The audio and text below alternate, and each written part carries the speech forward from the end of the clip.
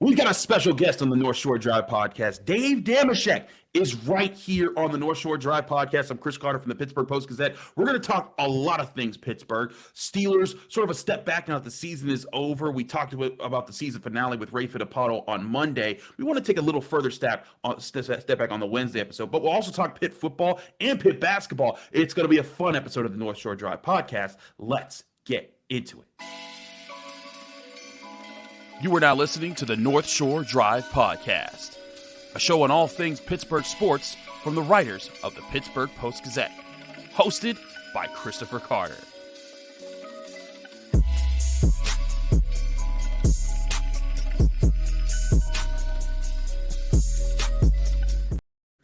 Hello and welcome to the North Shore Drive Podcast here from the Pittsburgh Post-Gazette. I'm your host, Chris Carter. And we're here talking all things Pittsburgh sports. As always, it's the Wednesday episode, right? You can find the North Shore Drive podcast on Monday, Wednesdays, and Fridays, as well as all of our daily content that comes out here on the Pittsburgh Post-Gazette. All our episodes, of course, are sponsored by the Acrisure Fan Advantage, which gives you the power to project one of our Post-Gazette Steelers beat writers into your home or office. Even though the season's over, it was a great experience. There's a lot of different things we're going to be offering there, but the Acrisure Fan Advantage kept you up to date all season long with every single game.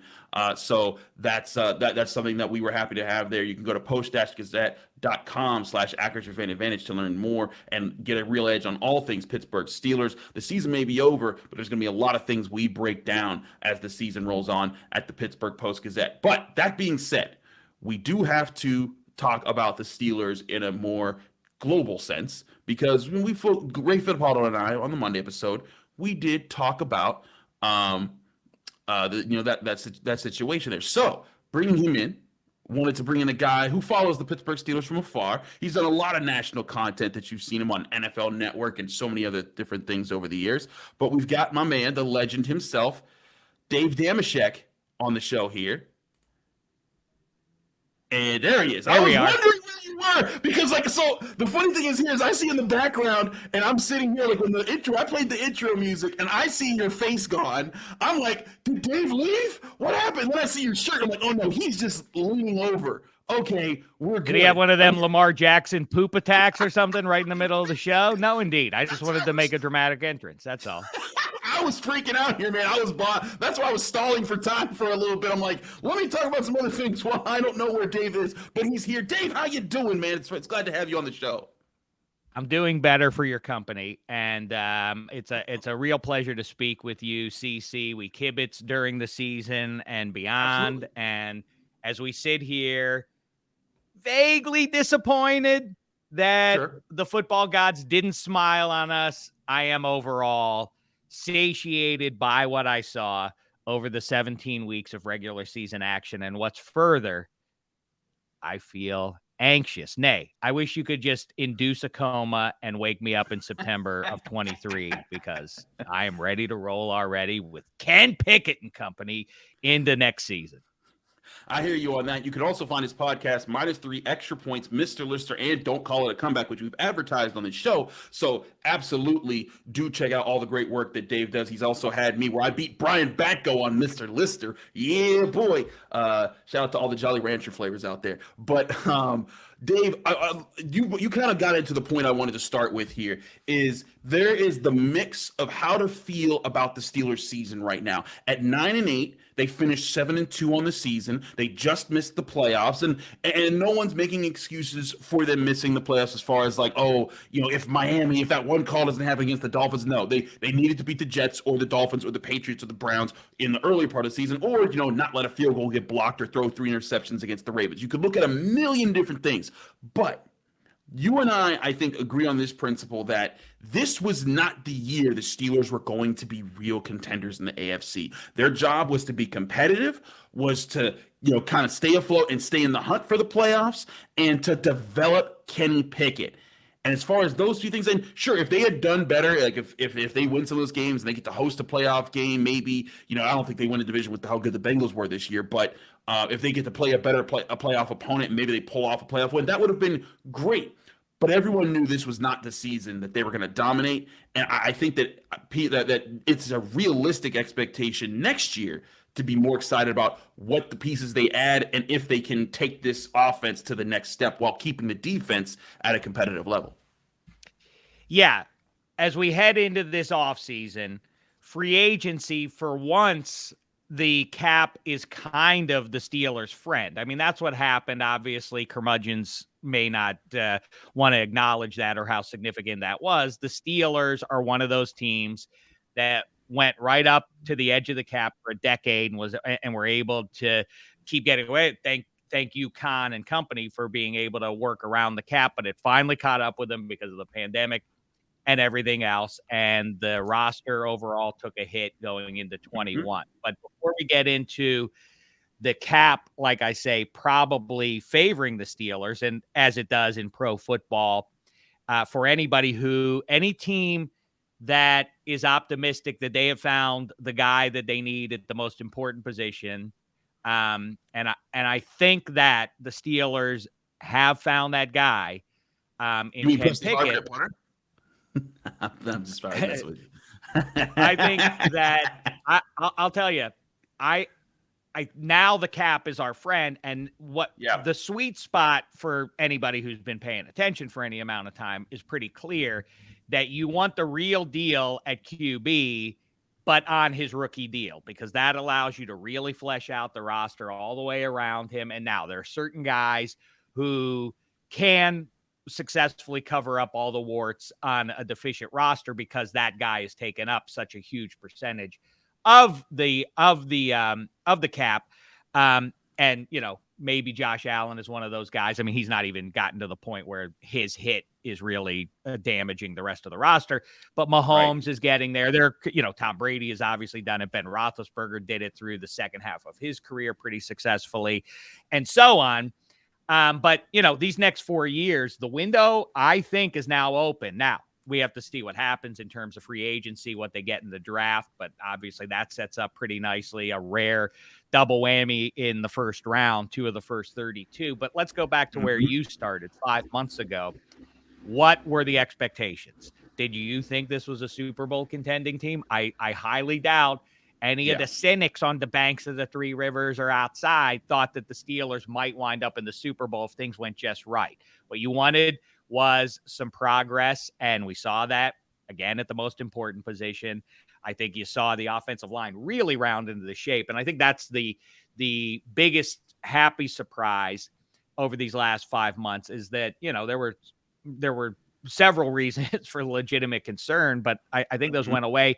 I do think Khan and Weidl are going to set about. Here's my hypothesis. That's not just a random guess. That means an informed guess. My informed guess is that the brain trust, with the help, of course, of Tomlin, are going to try and get more rugged and deeper at the line of scrimmage. Weidl, no secret, came over from the Eagles. That's not a secret ingredient. That's obviously what they've done and why they've been relevant for the last decade over there in Philly. They're going to beef up at the line of scrimmage, add some depth at both sides there, obviously add to the front seven. A corner would be great. By the way, I love what I'm seeing a lot of in social media and talking heads and otherwise. It's like, you know what the Steelers need to? They need a shutdown corner. Like, yeah, that would be good. It's sort of like when marketing people say, like, yeah, this video clip is great. We need it to go viral. Like, yeah, that would be great too. This lottery ticket, it'd be great if it turned into $10 million. Yeah, a lot of things would be nice. I hope they get a good, competent starting corner in the draft or in free agency. But back to where we started, I said 10-7, and obviously that was predicated on TJ Watt being in the lineup. And I thought that Tomlin was maybe a little obstinate, and I said that, through the first half of the season, that I understood all year long. You could tell that the notion was in his head that we are going to be a defense first, defense dominant team. That's going to carry the day for us as this offense gets up to speed. Offensive line, at some point, we're going to make the jump to the rookie at QB, all those factors. But our defense is our strength. It's not a 50-50 proposition. That would be dynamite, again, talking in a fantasy world, but in reality, you could not look at the Steelers and say, hey, they both got to carry their side of things. No, the defense had to be one of the 2 or 3 best in football. And once TJ Watt goes out, I have the Jenga theory that once you take out one piece, every team is going to have injuries in pro football, obviously. But when you take out the wrong piece, the whole thing can implode on you. Well, that's what happens when you take out the Steelers' best player and one of the top 5 non-QBs in football in TJ Watt. Yeah, the defense is going to suffer. I thought Tomlin tried to stick with that premise a little bit too much. I think you have to offset the loss of your best player by hitting the gas a little bit, rolling the dice a little bit in a couple of critical spots in the game, going for it on 3rd and shorts, 4th and shorts. Sure. Maybe you're not comfortable, Tomlin, philosophically going for it when you're near midfield, but you have to do that because your defense cannot carry the day as you're accustomed to. So that's rear view mirror stuff. The disappointing losses to the Patriots, to the Jets, to the Brownies, and so on. The Dolphins one was a heartbreaker. But, to bounce back the way they did, to see the offensive line, like I say, turn a corner there. And beyond all that, spiritually or otherwise, I mean, if you can't extract a sense of joy and reflected pride as much as that matters in the city of Pittsburgh, and it matters a lot as it turns out. You saw when Franco passed away a few weeks ago that there is, and it's not unique. I'm not claiming that the Pittsburgh Steelers relationship with the city of Pittsburgh is unique, but it is on a short list of it being something special with what it means to the populace and what it has meant for not a short amount of time either. I don't mean like we're really into Drew Brees and the Saints. I'm talking about a half a century of this going on.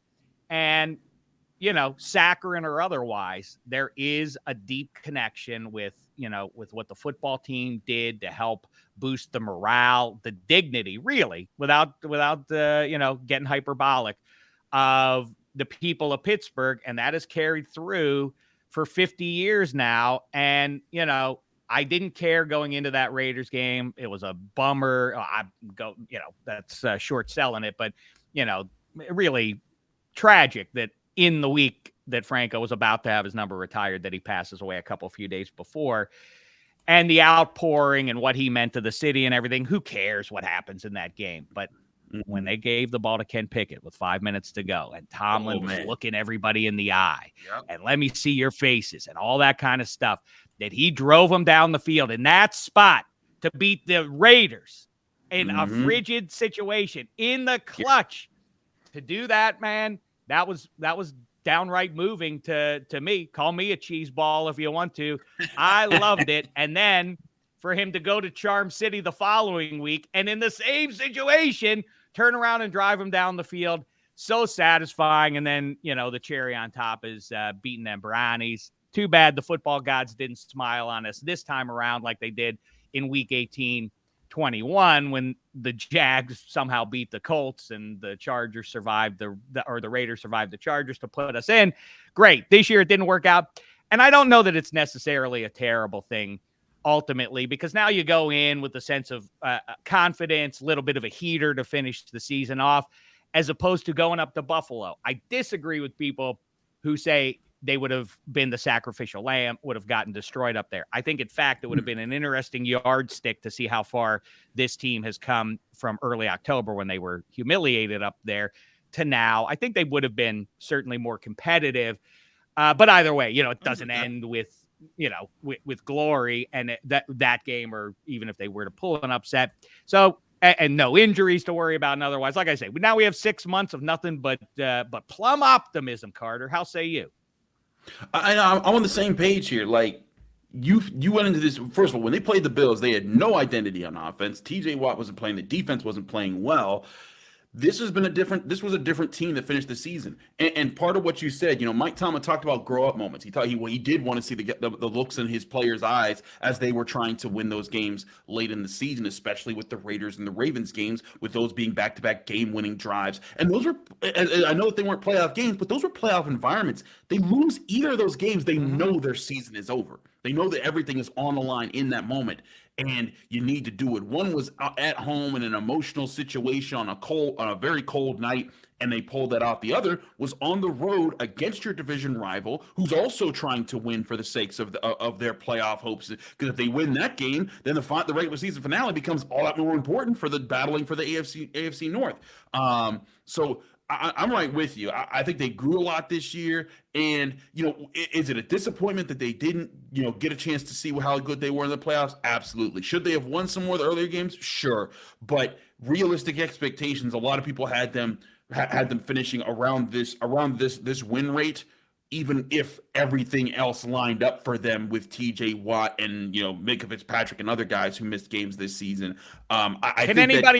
Can anybody rightly mount some argument that if TJ Watt was not hurt at any point, and obviously, that was a significant chunk of time he lost, and I get the whole they would have been over in September if it weren't for the Bungles long snapper going at. It's like, but back to what I said and what Tomlin kind of made clear for the last year.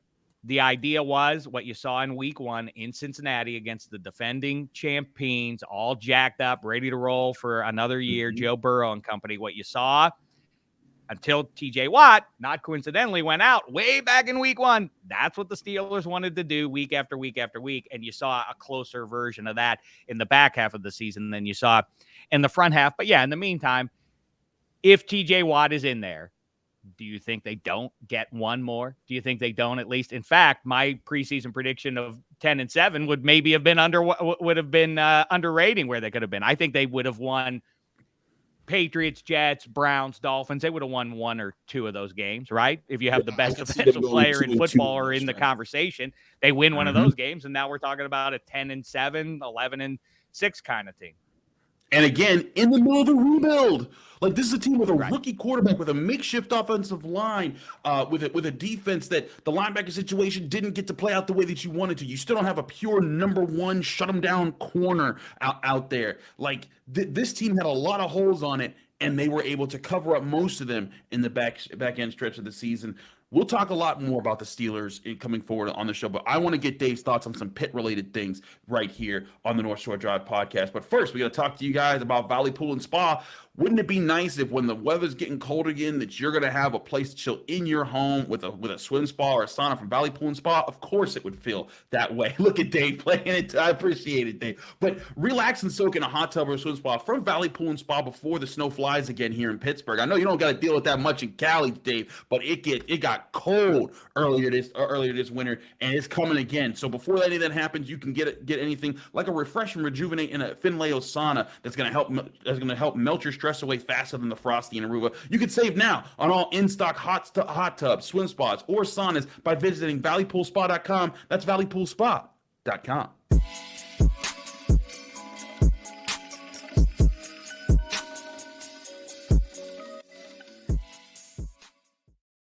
We're back here on the North Shore Drive podcast from Chris Carter, and we have Dave Dameshek here, the legend himself, on the show. Now, Dave, let's talk some Pitt football real quick. Pat Narduzzi, of course, they finished ranked 22nd in the AP. It's their first time being finishing ranked in the Associated Press's poll in back-to-back seasons since 1982 and 1983 under Fogafazio. And when you look at how they did it, they like the Steelers, they struggled going into the middle part of the season, and then they picked it up. They finished 5-0 to get to the bowl game, 6-0 with the bowl games to get there. Actually, no, excuse me, 5-0 total there. But either way, they're 9-4. It's their first span of 2 seasons where they've won 20 games in 2 seasons since, I believe, right just before that 82-83 mix there. When you're looking at the years there. Yeah, it was 82 and 81 was the last time that they accomplished that feat.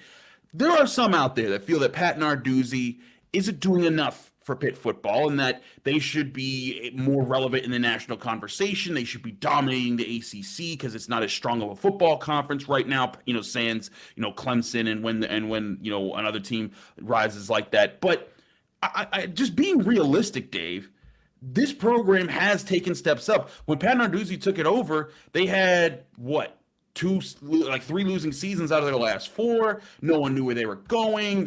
Paul Chryst had just left. Pat Narduzzi has most of the time gotten eight wins or more. He has one losing season to his record, and in the last two, he's gotten them an ACC championship and a Sun Bowl win with like 10 opt-outs or however many it was. As a person from afar, are you confident with the direction of Pitt football, or do you feel this was just like he got a really good mix of guys, and now that those guys are all kind of headed to the NFL, Pitt's in for a struggle for a bit? First of all, Carter, how dare you suggest that I am coming at you from afar? My heart is always on the banks of the Three Rivers, no matter how far I travel. Religious people go out and they spread their good word.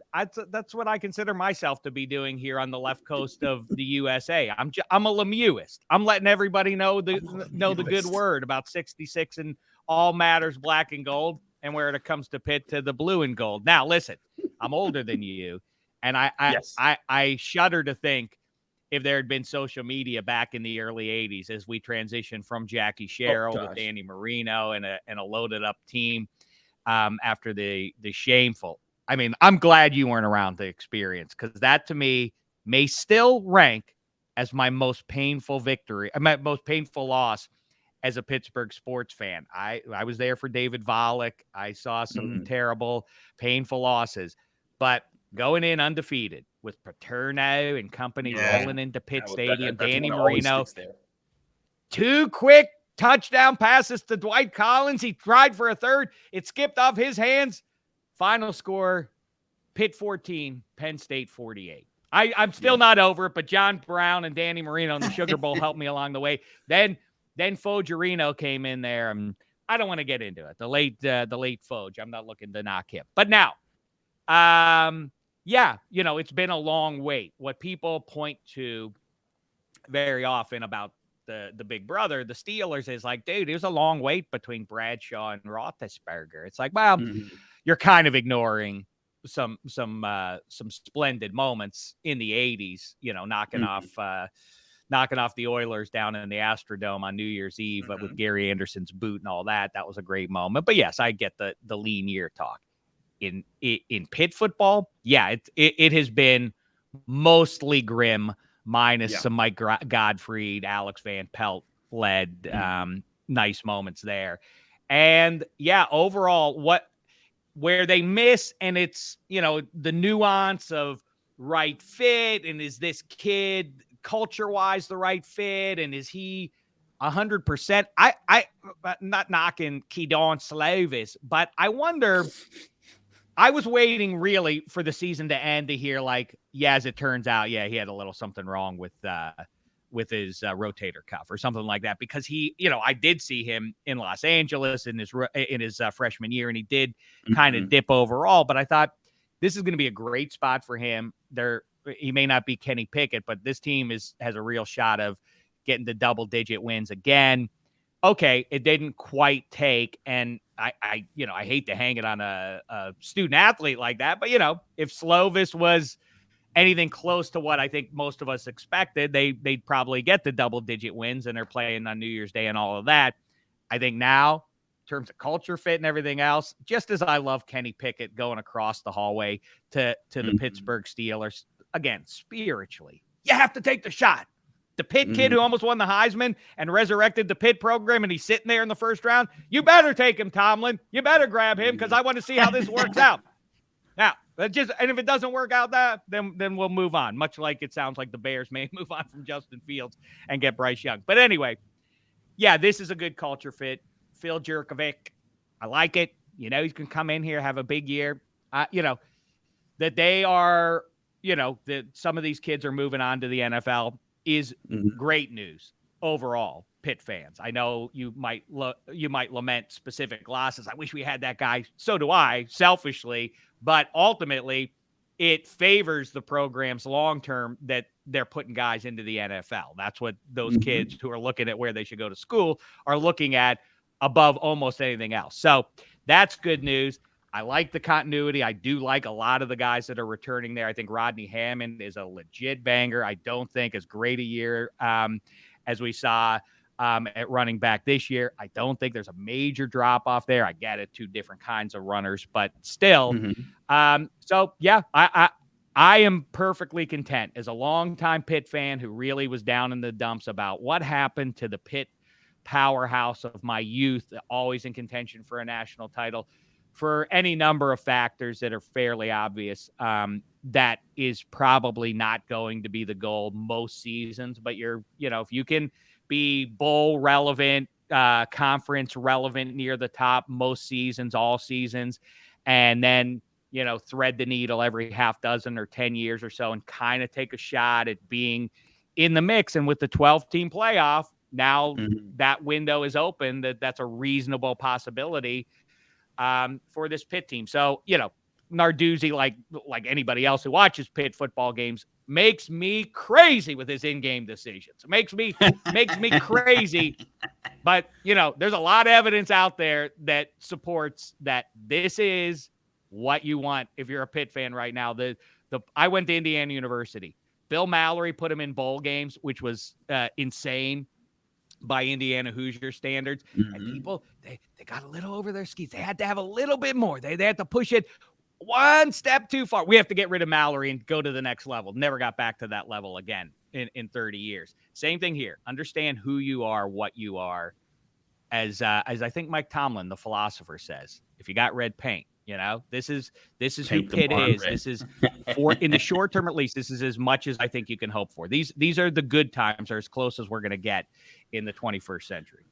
And I think a big part of it, you're right. There are times I criticize Pat Narduzzi's in-game decisions. I'm like, man, that's just that doesn't make sense. Like the 4th and 1 going for the way they did in the Sun Bowl and how it almost led to the cover. Like that had a potential to be a disaster. But the comeback that they had in the Sun Bowl with the drive to get in field goal range, then Ben Saul's knocking it through, Nick Patty having a great moment.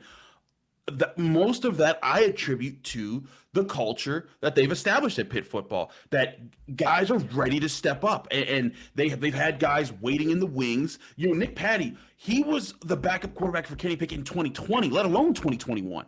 Yep. And he could have left, and he had a couple good moments in 2020 when they finally played him over Joey Yellen, and he could have left and said, you know what, I'm going somewhere else. And then after 2021, when he breaks his collarbone in the Peach Bowl, and he could have every reason, you know what, you went and got a guy over me, I'm going to leave. But he stayed, he played, he fought, and got Pitt, a bowl win, its first win since the Quick Lane Bowl in 2019, and the only other bowl win that they've had since the Little Caesar Bowl of 2013. And I look at that. You look at the running back room, how Izzy Abanikanda blows up this year. Rodney Hammond, he could go somewhere and be the number one running back. He waits it out. Vincent Davis, who just did announce his transferring. Vincent Davis was the number one running back on this team back in 2020. He sat behind both of those guys for 2 whole seasons. Could have gone somewhere else, done, been a number one running back on like a MAC school or a bunch of other schools out there. And so many guys stuck around. You look at Desmond Alexander, John Morgan, the guys who stuck around for as long as they did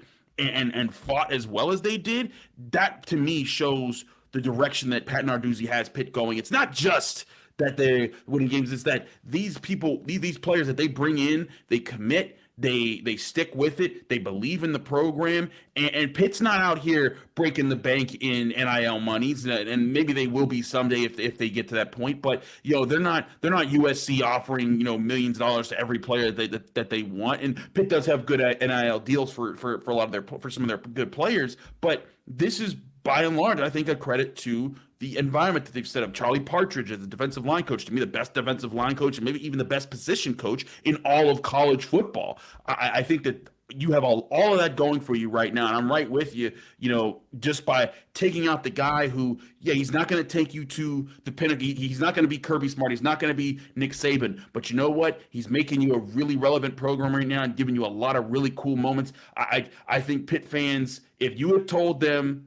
3 years ago, at the start of 2020, that you'd have these seasons with an ACC championship, and even though this year didn't get back to the ACC championship, you still got 9 wins, a Sun Bowl win, and you won the backyard brawl in the way that you won it in front of the largest crowd of Pittsburgh sports fans in the history of the city.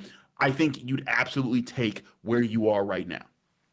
Yeah, that was an imperfect but tremendously satisfying season opener way back. Boy, that feels like 3 years ago. But yes, it was satisfying. Right? And the one after it was the Tennessee game, which is funny what then the Vols went on to do as soon as they left Pittsburgh. Then they become a juggernaut. And to your point about Nick Patty, you play the what if game. I love playing what if. And, Patty's ankle doesn't get hurt in the second half there. They beat the Vols, and then there would have been some momentum there. They would have cracked the top 10. They would have early on been top 10, so their fall wouldn't have been as severe, and therefore they probably finished top 12 or 15 in the country. But here we are. I agree with you about the Patty story. I think it says a great deal about that he stuck with the program and then finishes a hero and leading the band and all of that stuff at the end of the bowl game is a nice story to sell to kids coming there or potentially coming there. And, Derek Davis, I think is the kid's name, who's coming back up from LSU, local kid now moving back to Pittsburgh to play running back. That's a nice get. It's an intriguing get. And what you really want if you're Pittsburgh, I think, because you say the NIL. Yes, we would like, the booster institutions that make Bama and USC and Texas go. Pitt's just not going to do that. Now, it would be great if Michael Keaton and Joe Manganiello and who else is famous from Pittsburgh? Mark Cuban. Hey, Cuban, what you doing? You went to Indiana, actually, but give some money to the local program. How about that, fella? Let's all pool our money together and get some high-end kids over in the Narduzzi's program. But, I hear you completely that I think the vibe is good, and the success story that Patty finishes it the way he did that last drive, and the arc of his career is like I say, it was a nice fairy tale ending and portends good things to come, I hope. Absolutely.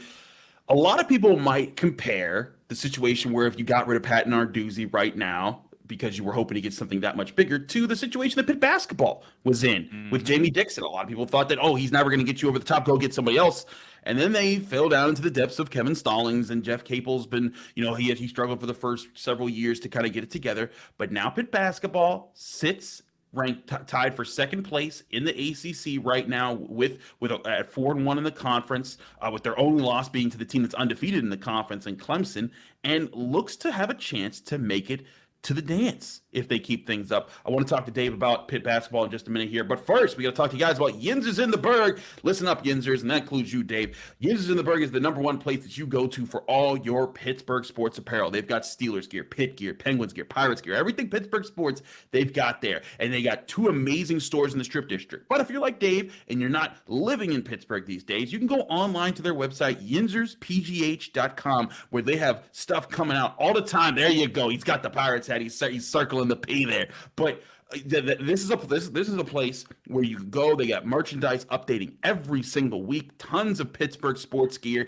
And if you want to get a gift for your favorite Pittsburgh sports fan, this is the ultimate place to go. So head out to their two stores in the Strip District or check out their online store, yinzerspgh.com. Again, that's yinzerspgh.com for all your Pittsburgh sports apparel.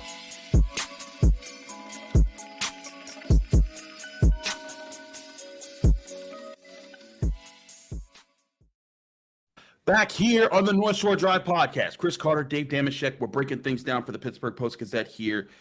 Dave, let's talk about Pitt hoops for a bit here, because as a person, you and I talk a lot of football, but as a person who, I presume you keep up with Pitt basketball over the years, with the ups and downs. And as much as we talk about Pitt, Pitt football having its dark days, Pitt basketball kind of carried the universities, university for a while there. You had Ben Howland and them getting to the final. I mean, they got to the tournament every year between 2001 to 2011. That was a decade of just being relevant, having fun. They had an Elite Eight appearance in that mix there. There was a lot of Sweet 16s, a lot of really good moments there. And then the tail end of the Jamie Dixon years and getting to the ACC weren't as great. I think they had one time where they made the Sweet 16 in that span with the 2013-2014 team. But then after Jamie Dixon was left and he went somewhere else, Kevin Stallings rough times.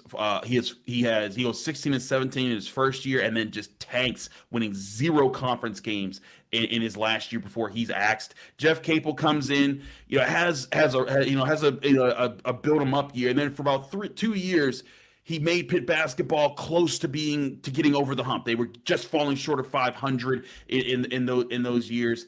But then last year, of course, with a lot of the transfers out that they had, rough times, and the situation with Nike Sabathia getting injured right before the season starts, Ithia Horton suspension, all that stuff. They have a really rough year. There's a lot of talk about firing him. But this year, Pitt has a chance, with the way that they've started, to get back into relevancy. They're 4-1 in the conference. They're 11-5 overall, and there's commitments coming in. They've got multiple 4-star guys already with their next class coming in. This group seems to be really strong and coming together.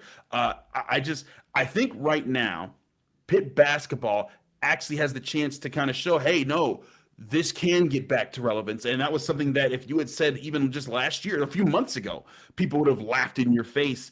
What have you seen from Pitt basketball that's given you any confidence that maybe Jeff Capel has figured something out? Well, at the end of last season, I argued with my old man about whether or not they should bring Capel back. I said, well, I mean, listen, the writing's on the wall. This ain't good. This ain't working out. I get it. Right. 2 years ago, with your old colleague, a fan of Craig Meyer, he and I would go back and forth about that. And it felt like if they could ever get right, it's not like a football team where injuries are going to happen. It was like if they could ever get Champagny in there with Hughley, and now they're getting and Horton, and they have the pieces to be a competitive team in the ACC, and it just wouldn't align for them. And it's funny. What if I would have told you 6 weeks ago that Pitt would be where it is, but Hughley is in street clothes? I mean, that it makes no sense almost, but all of a sudden, despite him and the obvious strength of the team, and the big difference from this year versus the last few is the gaggle of shooters they have on the perimeter and guys who can get to the rim with the ball in their hands. Those are major, probably major factor. But the other one that you just absolutely, if I told you Hughley's not going to be in the mix, like, oh yeah, they're competitive up front. I mean, the glorious Federico and Carter. I see you on social media calling him Federico. I don't like that. I thought we've been over this. If you have a guy named Federico, you cannot say his name any other way other than Federico. Every time he does anything, every dunk, every offensive, Federico has to say it. Even if it takes too many syllables and he's already dunked and running back, you still got to say Federico every time.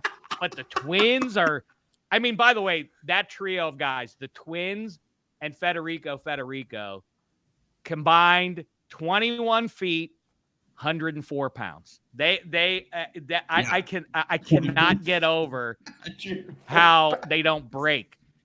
How they just parts don't snap off when they run down the floor. But man, yeah, it's fun. And listen, at the time we're recording, we're a few hours away from the game at Duke, and I don't have high hopes there because how high are my aspirations supposed to be? It'd be great if they pulled off a stunner there, but even if they don't, go ahead through the rest of their schedule in the ACC. They should win conservatively based on how they've played. They should win 6 more ACC regular season games here. That would equal 17 wins. In the ACC, if you go 500 or get to double digits, which is what that six more wins would do for Pitt, that's the tournament team. And that's an outrageous success based on what you said. If I would have told you that 3 months, well, Pitt's going to go to the tournament, you'd say, what? That's insane. Exactly. That's insane talk. People thought you would assume, Hughley really broke through, took it to the next level, and is dominating in the post. Nope, not even playing. Which then is the other side of that coin is, what if they did have him in there? I don't know if he's ever going to be in there. I can't get a read on that. What do you say, Carter? That's the mystery that none of us get a read of. My estimation, and a lot of people ask me this, so I'm going to say it again for everyone here that's listening to this show. The reason I think John Hughley has been playing is because he is physically healed from his knee injury, but I don't think he's mentally healed in that he trusts his body enough to be the aggressive player that he's supposed to be. And I think that Jeff Capel is telling him, I need you to be back to that 100% before I put you back on the court, because guess what? These guys out here right now, they're winning basketball games, and we can't kind of dig that up to put you back out there if you're not even sure that you can play the way that you want to play the game. Because Pitt basketball originally was constructed for this to go through John Hughley, like almost every possession. Feed him, and then he would feed it back out if they double teamed him, and then you'd let Greg Elliott and the other guys shoot. They haven't needed that because they have so many ways to beat you with Blake Hinson and his ability to shoot or drive. Jamarius Burton with his ability to just drive and just create in so many different ways. Greg Elliott and Nelly Cummings, both as guys who can shoot outside, but then Nelly Cummings' ability to facilitate along with Burton. There's so many ways to beat you. And then, like you said, Federico, I'll say it for you, just for you, Dave. But do it for yourself. Do it for your own pleasure. Federico. But even what he's done, and something that actually I think is kind of cool, he looks skinny. That dude's strong. Like you look at what he's able to do. It takes him a bit to feel out like an Armando Bacot or other guys like that.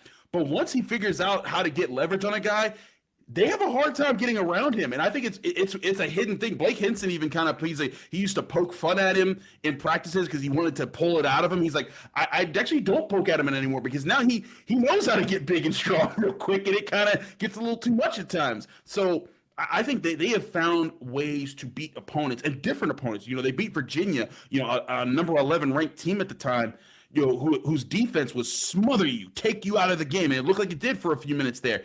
Then they figured it out, and they said, okay, here's how we play. Let's see how you counter that. And Tony Bennett's team didn't have an answer. They were like, we can't stop Jamarius Burton, and if the other guys start hitting, we're in trouble.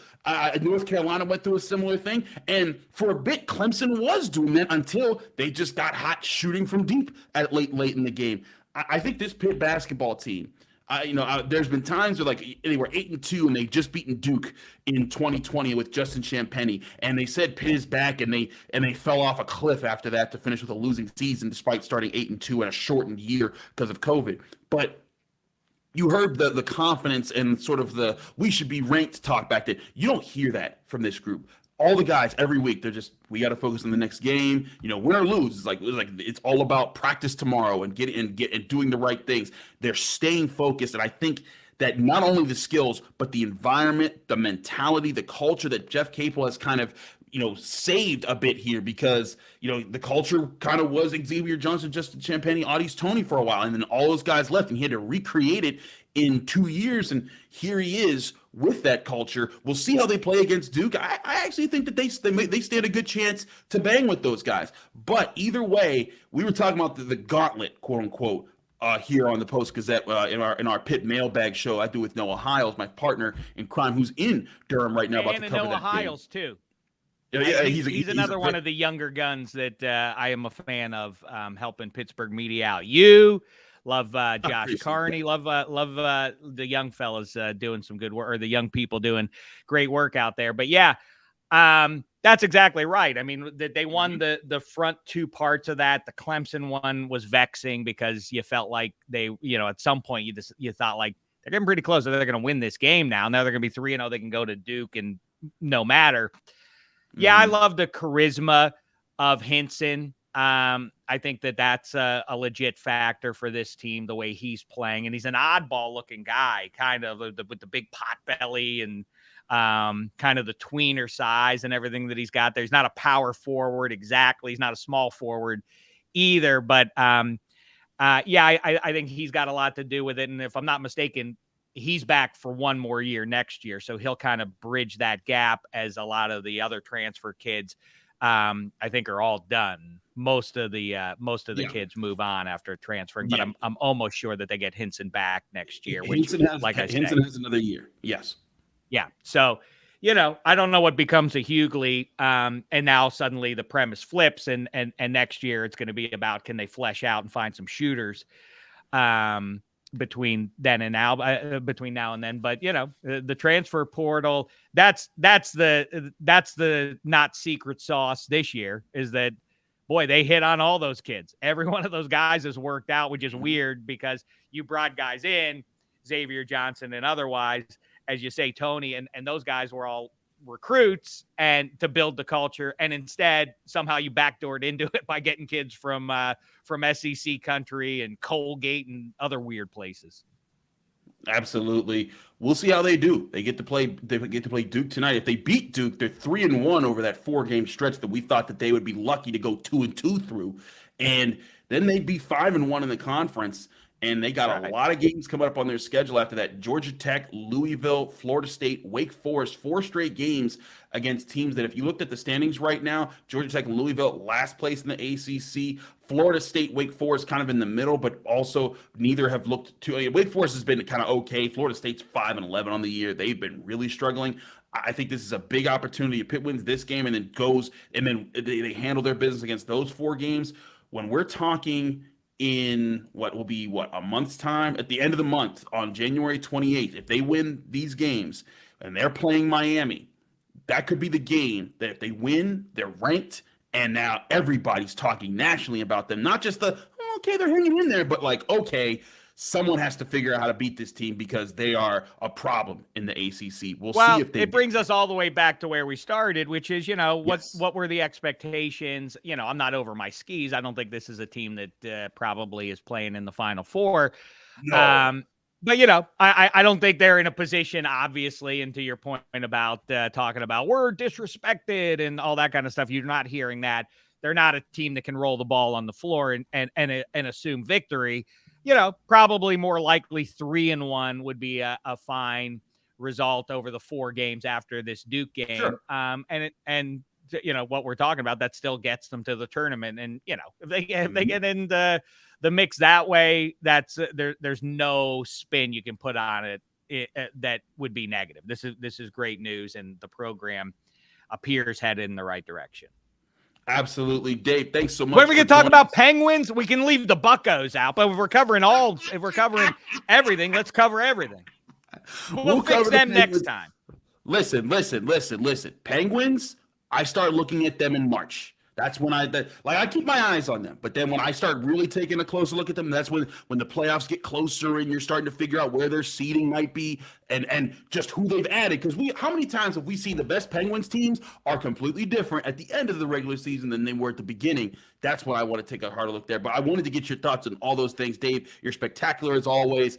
Thanks for joining us here on the North Shore Drive podcast. Where can people find more of your work and follow to get more of Dave Dameshek? Well, you mentioned it at the top, -3 podcast. We do that twice a week. We do the Extra Points podcast with cousin Sal, who you may know from Jimmy Kimmel Live and otherwise. He and I have been pals for a quarter century, chopping it up about sports, so on and so forth.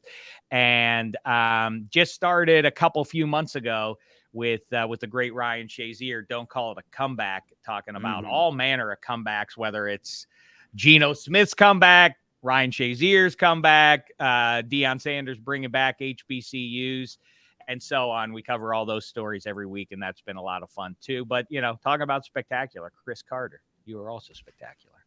Why, thank you, sir. Well, it's an honor to have you on this spectacular show. We'll have you back sometime soon to talk more things, all things Pittsburgh sports. I'm Chris Carter. This was the North Shore Drive podcast. Check us out on Apple, Spotify, Google Podcasts, Odyssey, especially YouTube. If you like this video, if you saw this video on YouTube, like it, subscribe to this channel. You get daily content from us here. And this show comes out Monday, Wednesday, Friday. I'm back with Brian Batko, the guy beating Mr. Lister on another one of Dave Dameshek's podcasts you usually check out all the time. But I'll be talking all things Steelers with Brian Batko heading into the weekend and giving you a look at the wild card weekend in the NFL. We'll see you then right here on the North Shore Drive podcast. Thanks for tuning in to another episode of the North Shore Drive podcast of the Pittsburgh Post-Gazette.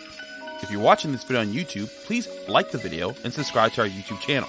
For 6 months of digital access to post-gazette.com for just $6, click the link down below in the description.